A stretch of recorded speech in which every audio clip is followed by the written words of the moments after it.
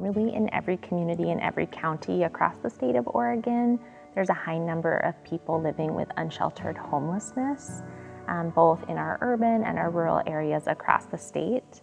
So Hood River Shelter Services began as a program of Gorge Ecumenical Ministries and was formed as a program of GEM in 2010 after a person here locally died of exposure. And so one of the former ministers spoke up and said, we're not going to let this happen again.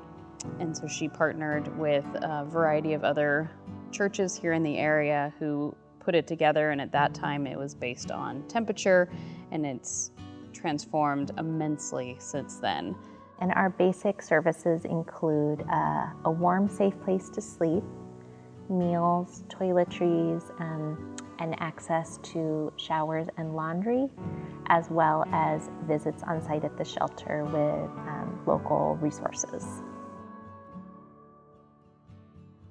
COVID completely changed how the warming shelter operated. We are, as a faith community, we're called to serve those who are the most vulnerable in our community, and the unhoused are. And so we had to, on the shelter end, look at how do we do that in a safe way for those who are unhoused, in a safe way for those who would be staffing it and volunteering.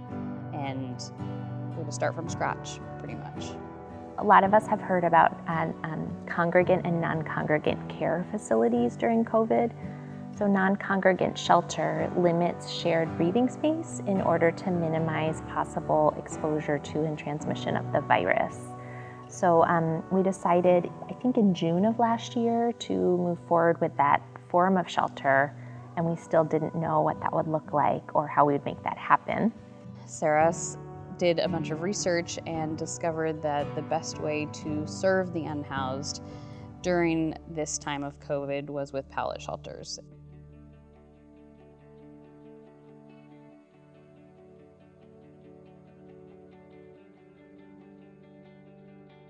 So once this came to be of this was the idea that we could do that we knew would provide the spacing for those who were unhoused and the warmth and the place that they could be, it was the definite way to go.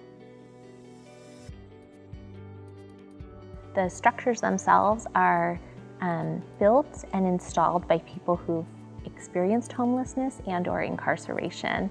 So it's a career pathway for them through that company.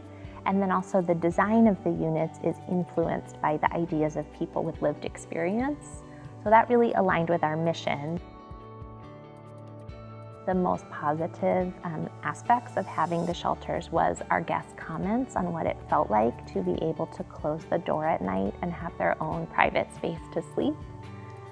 They found them really comfortable and warm, and they were able to have their own private space. The model of the warming shelter that is present here on our property has worked immensely well, and I would strongly recommend other congregations to see how it would be possible for them. My hope is that although this has been such a time of hardship, that something that we can take from that is to kind of recalibrate and look at how we can better meet people's needs, not only in our community, but across the state. Even if challenges arise or outside entities or people question engaging in this kind of ministry, it's important and needed work.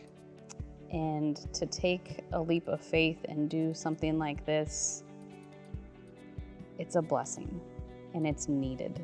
We need more people to step up and reach out and break down the stigma and the stereotypes that are there.